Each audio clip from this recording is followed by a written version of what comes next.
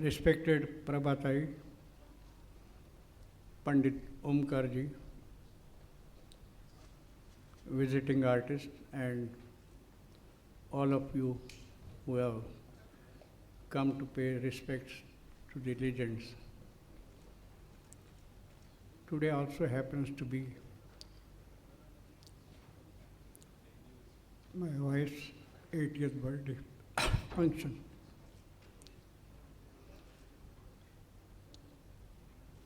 My wife was a very bitter critic of mine and always used to say, you should stop before people start clapping, because you never know, the applause is for you to stop and not to continue.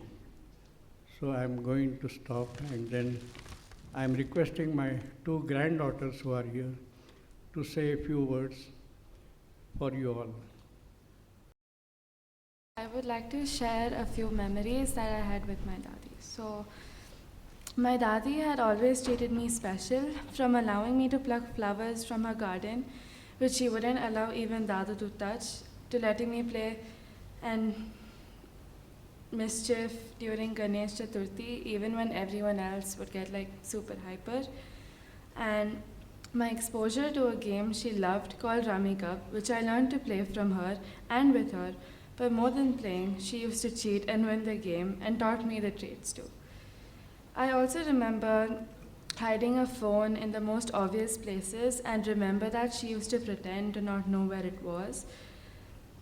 At the time, I used to burst out laughing, and looking at me, she used to burst out laughing as well. She was an amazing cook, and from my memory, I remember a dish which I named Dadi Bake, which was full of vegetables and lots of cheese.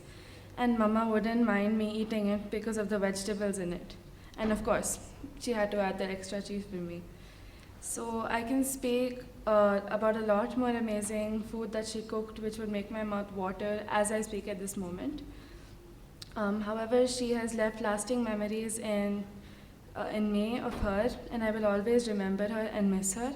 And to conclude, I would like to say that she was an amazing person and an amazing grandmother as well. Thank you. The next speaker is Yajushi Jabakh. She is my daughter, Urmila's daughter. Thank you. My grandmother, my nani, Anuradha Hemmadi, she was the heart of our family. She had warm and soft arms and a comfortable lap, with a dosa ready on the tawa for any of us, and a pantry full of all of our favorite treats. Anyone that knew her and was lucky enough to be loved by her knows that her love language was food. She could whip up something amazing and delicious with anything or even practically nothing. She loved the people in her life ferociously with everything that she had. Now, Nani had this condition that in the last 10 years, society has coined as FOMO. For people who don't know, FOMO is an acronym for fear of missing out, which means that you get anxious when there's something fun or interesting happening around you and you're not a part of it. And Nani had an extreme case of that. She loved being around us all the time, whether we were sitting around on the couch doing absolutely nothing, or we were actually literally dolphin spotting on a boat in Sri Lanka at 4 in the morning.